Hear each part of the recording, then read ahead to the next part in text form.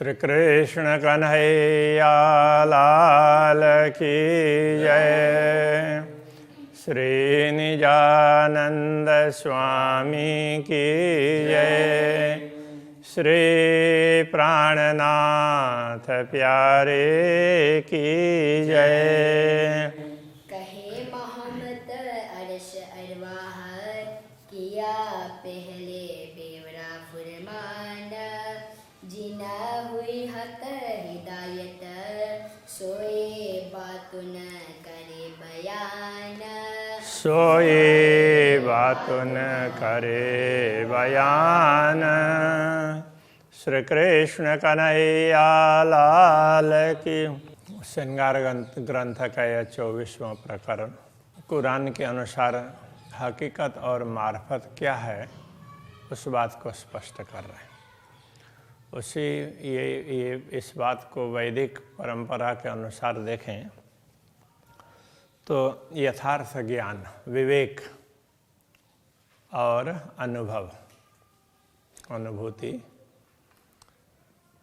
अथवा परमात्मा की पहचान, विवेक से विवेक उदय होता है, उसके बाद में पहचान होती है। तो वो बात है। तो उसमें कते परंपरा में वो क्या कहते हैं कि रसूल मोहम्मद ने कहा,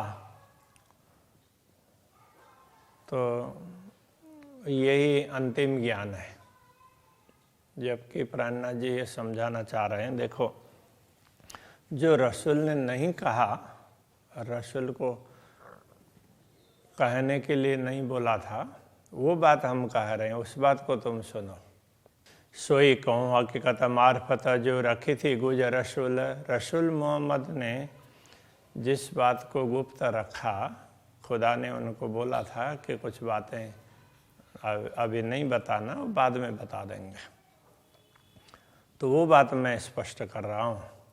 वास्ते अरस रूहान के जिन आवे आखर भोला, वो इसलिए कि परमधाम की आत्माओं के लिए ये बता रहे हैं, जिन जावे आखर भोला। वो जब उनकी आत्मा जागृत होगी तो जागृत होने में कोई भूल ना करे। तब जागृत होने का समय आ गया है, तो जागृत होना जो हो जाना चाहिए, सब सचेत रहें, उसमें भूल ना करें। इसके लिए फिर के बनी असराइल हुए पीछे मूसा महतर। बनी असराइल, असराइल इसराइल, इस तरह से वो उच्चारण में थोड़ा थोड़ा फर्क है। कोई असराइल कहते हैं, कोई इसराइल कहते हैं। तो बनी बोलते हैं वंशज। तो असराइल के वंश में फिरके हुए, अलग अलग समूह में बट गए। तो वो उसी वंश में हुए पीछे मूसा महतर। बाद में आकर के इस्राएल से कई पीढ़ियों के बाद में तो उस वंश में मूसा वो महतर हुए। तो महतर बोलते हैं तो अग्रज अथवा उसका उनके नायक, विशेष शिरोमणि बने। और उनके जो अब ये जो फिरके हैं, इनके फिरके का तात्पर्य समूह, अलग अलग गुटबंदी में अलग अलग गुट। तो ये बनी असराइल, असराइल के वंश में, असराइल के वंश में जब बाद में मूसा विशेष कहलाए, तो उनको मानने वालों में भी कई फिरके हो गए, कई अलग अलग फिरकों में वो बट गए। तो उसके कितने हैं? तो उसके लिए कहते हैं एक नाजी नारी 70 कहे फुरमानी यूँ कर। कुरान में इस प्रकार कहा है कि मूसा के अनुयायी कितने, उसमें 71 उसमें फिरकों में बट गए, 71 गुट में। तो उनमें से एक है वो धर्मनिष्ठ है। नाजी कहने का तात्पर्य धर्मनिष्ठ, धर्म के प्रति निष्ठा रखने वाला। और बाकी नारी 70 प्रकार के हैं, वो उनको कोई धर्म के प्रति ज़्यादा इंटरेस्ट नहीं है। तो नारी कहने से उसका सीधा सीधा अर्थ वो नरकगामी, एक ही ऊर्ध्वगमन करने वाले होंगे, बाकी सब अधोगमन वाले ही होंगे। इस प्रकार से इनमें कहा कि ऐसे हुए। या ही भात ईसा के फिर के 72 कहे। इस प्रकार फिर ईसा हुए, तो ये उसमें कुरान में इस प्रकार से उल्लेख है, ऐसा कहना चाहते हैं कथ्य परंपरा में। तो इसी प्रकार तो ईसा के क्या हुए, या ही भात ईसा के फिर के 72 कहे। 72 फिरके हो गए, एक बढ़ गया, उनसे भी आगे बढ़ गए। तो उन 72 में एक नाजी 3 में हुआ, उनमें से एक ही नाजी ऊर्ध्वगामी और नारी 71 भये। तो शेष बाकी 71 हैं वो सब अधोगामी हुए हैं।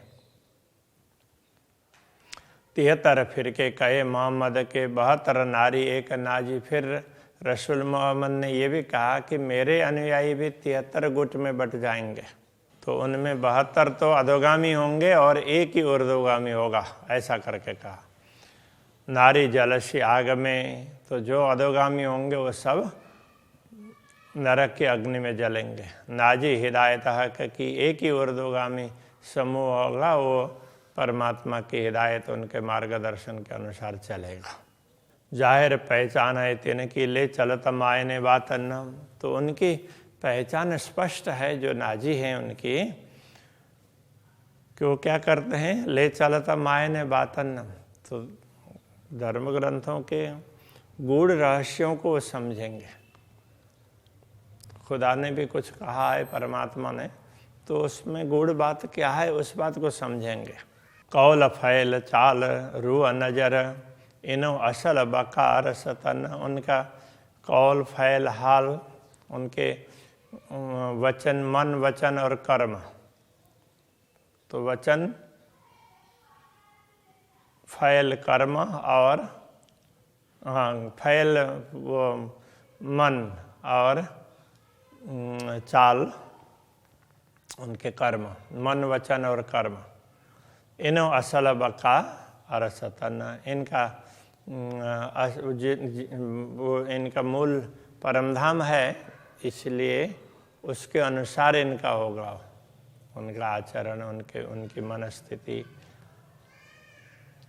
उनके वचन इस प्रकार के होंगे। फुरमान आया जिन पर ए सोई जाने इशारत। इन्हीं आत्माओं के लिए यथार्थ में परमात्मा का संदेश आया है। बाकी सब लोगों के लिए तो दुनिया में कैसे रहना वो पहले से कहा ही गया था। ए सोई जाने इशारत, उसमें कोई भी संकेत की बात बताई है तो वो यही समझ सकती है। ले मार्फत बैठे अर्श में बीच बका खिलवत। तो वो परमात्मा की पहचान करके तो वो अपने आप को भी पहचानेंगे और वो परमधाम में बैठे हुए अनुभव करेंगे। हम तो परमात्मा के चरणों में ही, हम तो दुनिया में कहीं गए नहीं। इस प्रकार से वो समझेंगे। ए इल्म कहे खेल उड़ जावे बका कंकरी देखे। तो ये जो ज्ञान इन ब्रह्मात्माओं के लिए आया है उसको वो उस ज्ञान, ये इल्म क्या कहता है, ए इल्म कहे खेल उड़ जावे बका कंकरी देखे। तो यदि अखंड की एक छोटा सा कण भी हो, उसके समक्ष ये दुनिया का खेल तो कुछ भी नहीं है। ये तो उस एक कण के समक्ष भी उड़ जाता है। तो इस तरह से ये बात तारतम्य ज्ञान कह रहा है। तो अरस रूहों की नजरों ख्वाब रहे क्यों कर। तो ब्रह्मात्माओं की दृष्टि में फिर ये स्वप्न कैसे रहेगा, तो रह ही नहीं सकता ना। तो मोमिन तन में हुकुम फैल करे लिए रूहल हुज्जत।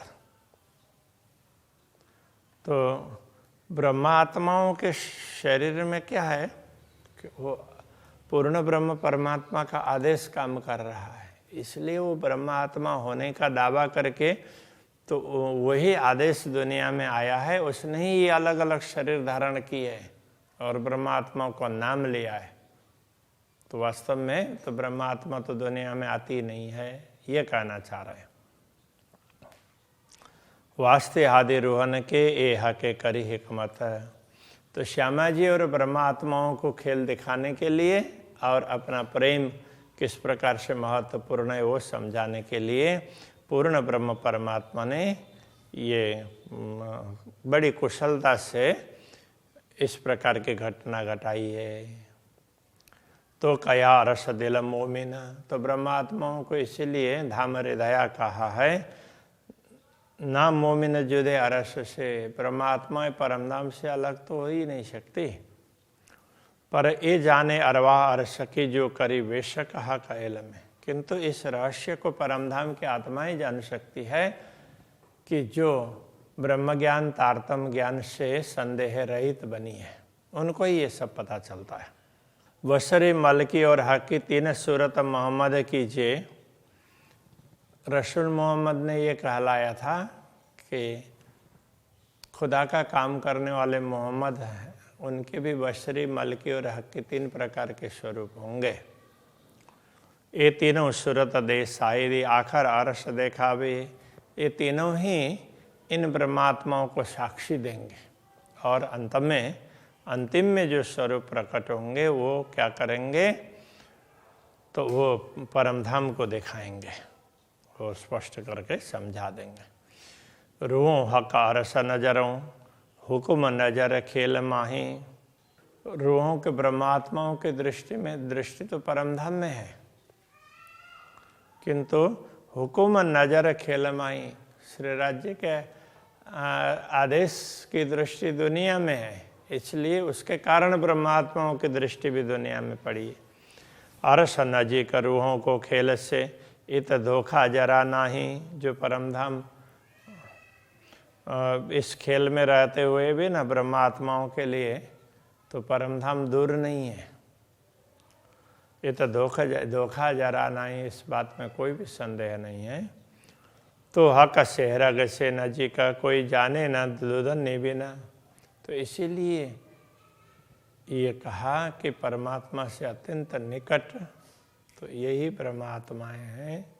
ये स्थिर ज्ञान ब्रह्म ज्ञान के बिना, तारतम ज्ञान के बिना दूसरा कोई इस बात को समझ नहीं सकता।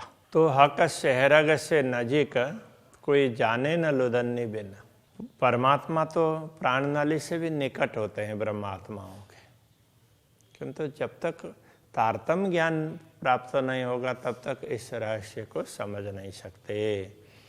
ये लिखा फुरमान में यूं ही रो अल्लाह कहे वचन, इस प्रकार की बात कुरान आदि ग्रंथों में बताई है। और सदगुरु श्री देवचंद्र जी महाराज प्रकट हुए, उन्होंने इस बात को और स्पष्ट करके समझा दिया।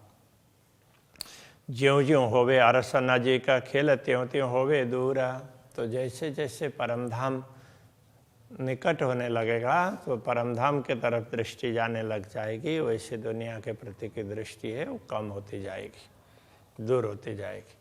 यूँ करते छुटिया खेल नजरों, ऐसा करते करते खेल के प्रति जो दृष्टि है दुनिया के प्रति ये छूटने लग जाएगी।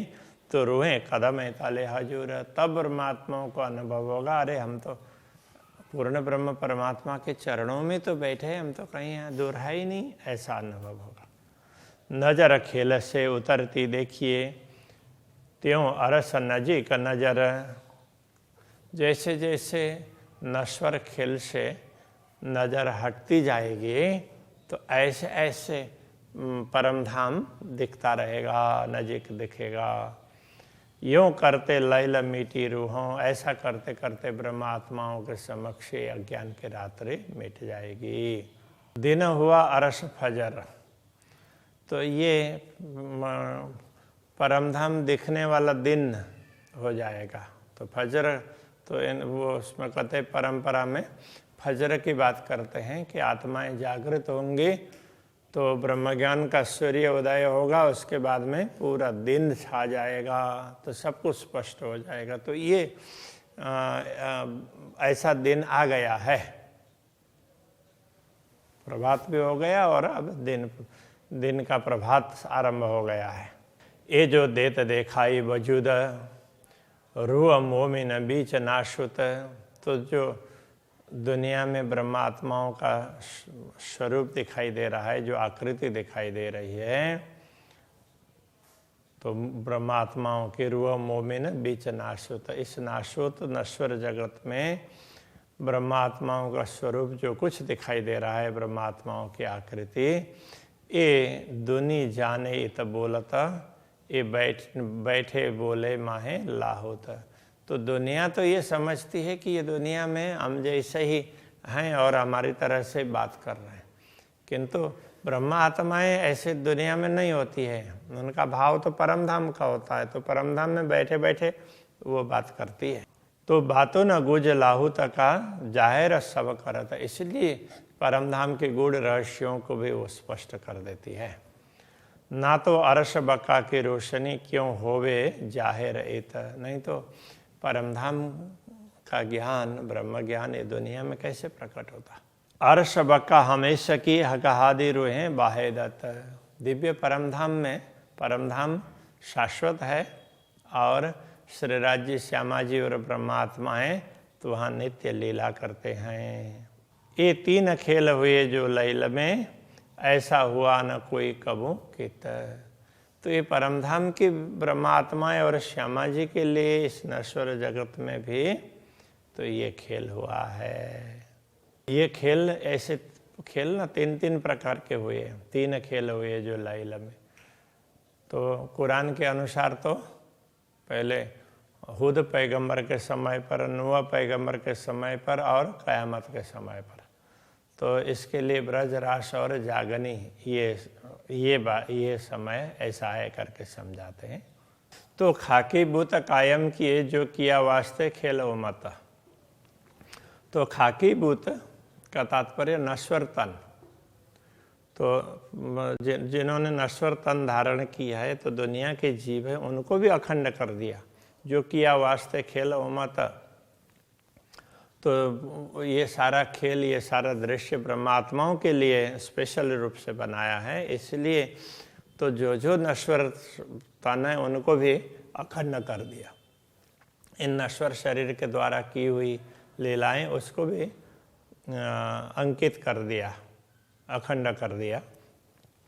रूहों पट दे बक्का बुलाए के दे 14 तबकों वेचता। तो अब तो ब्रह्मात्माओं को तो दुनिया के तरफ से, दुनिया की तरफ दृष्टि देख रही है, दुनिया उनकी दृष्टि दुनिया की तरफ है, दुनिया देख रही है, तो उधर से उनको पर्दा कर देंगे और उनको अपने मूल में ही जागृत कर देंगे। और दुनिया के जो दूसरे लोग हैं जिन्होंने जो उनके साथ में लीला कर रहे होते हैं, तो उनको फिर उनको मुक्ति स्थल प्रदान करेंगे। 14 लोग के अन्य लोगों को सिफत करेंगे, सब कोई दुनी भिस्त कीजिए। तो ये बहिष्त की दुनिया है, तो वो जो भी होंगी बहिष्त में जाने वाली, तो वो सब ब्रह्मात्माओं की महिमा गाएंगी। हक हादि रूहें बाहे दत्ता भिस्त हुई इन वास्ते। तो यथार्थ में श्री राज्य श्यामा जी और ब्रह्मात्माएं वो तो अद्वैत स्वरूप में है। तो हादि और रूहें श्यामा जी और ब्रह्मात्माएं पूर्ण ब्रह्म परमात्मा के अद्वैत स्वरूप में हैं, और उनके लिए ही भिस्त हुई इन वास्ते। तो उनके लिए ही दुनिया के जीवों को भी मुक्ति स्थल प्रदान किया है। तो ये कथय परंपरा में जैसा समझाया है उसका रहस्य स्पष्ट कर रहे। अर्श रूह कविना ना रहे बिरह न सके एक छिन्न। परमधाम की आत्माएं तो पूर्ण ब्रह्म परमात्मा के बिना नहीं रह सकती, एक क्षण के लिए भी वो विरह सहन नहीं कर सकती। जब एलमे हुई अर्श बेशकी रूहें रहे न बिना वतन। जब ब्रह्मज्ञान प्राप्त होने के बाद में उनको परमधाम के विषय में पता चल गया, तो फिर ऐसी आत्मा अपने घर के बिना दुनिया में रह नहीं सकती, दुनिया को अपना घर मान करके नहीं रह सकती। जो कदी मोमिन तन में हुक्म, तो हुक्म भी रहे नाही। तो यदि ब्रह्मात्माओं के इस नश्वर शरीर में पूर्ण ब्रह्म का आदेश काम कर रहा है, तो वो भी टिकने वाला नहीं है, वो भी तो इसको छोड़ करके जाएगा। क्यों न रहे इत हुक्म, हुक्म बिना क्यों फिरता।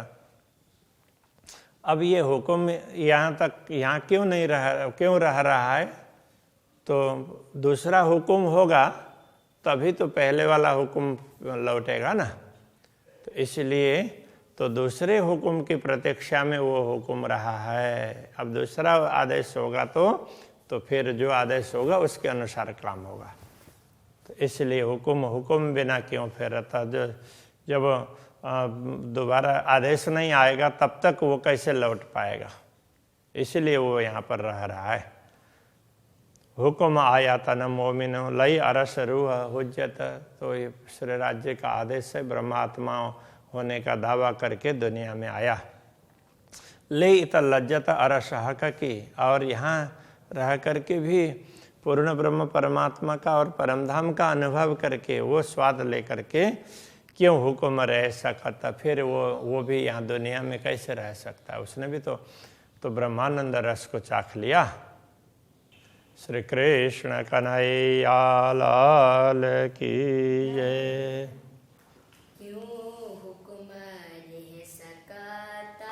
क्यों हुक्म रह सकता? हुक्म आयतन मोमिनो, हुक्म आया तन मोमिनो। लई अरश रूह हुज्जत, लई अरश रूह हुज्जत। ले इत लज्जत अरश हक की, ले तलज्जत अरस हक की। क्यों हुक्म रह सकता? क्यों हुक्म रह सकता? हुक्म रह सकता? क्यों हुक्म रह सकता? कृष्ण कन्हैया लाल की जय।